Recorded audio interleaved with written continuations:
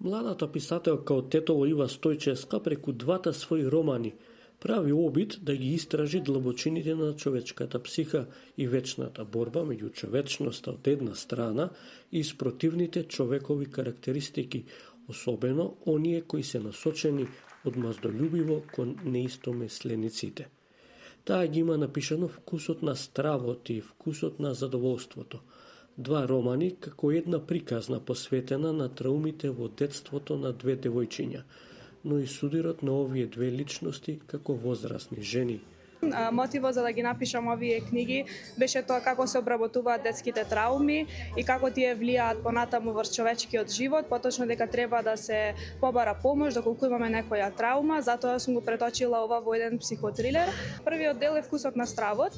Тука читателите се запознаваат со Никол и Каролина, кои се главните ликови во ова приказна.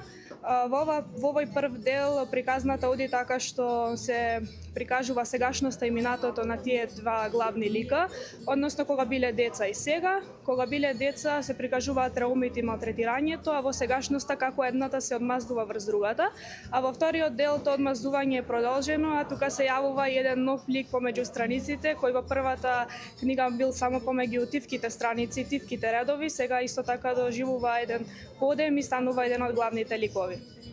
Рецензентката Славица Дабевска-Чировска пренесува дека овие два психолошки трилери на младата Ива се поттик за секој еден човек добро да размисли кога ќе се појават животните предизвици и кога одлучува како да постапи во одредена ситуација.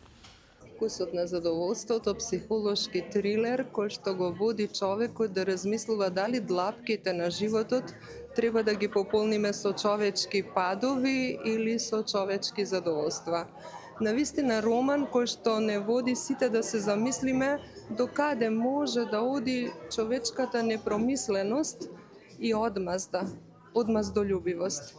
Тоа е една човечка димензија која што секој од нас треба да ја преиспитуваме и покрај тоа ако се најдеме во некои дилеми за нашето утре. Токму Ива Стојчевска, млада авторка која што будно го држи читателот цело време во неизвестност дали овие сурови автори од романот ќе најдат нешто човечко и ќе го наадминат она што навистина суровоста не смее да ја поседува ниту едно човечко битие. Препорачувам секој читател да ја прочита и да знае дека на секоја суровост треба еднаш да кажеме доста. Ива вели дека ќе продолжи со пишување и трет роман, кој исто така ќе биде психолошки трилер. Нејзиното творечко искуство во минатото е во поезијата. Ги има издадено збирките Чекор поблиску и Дел од себе.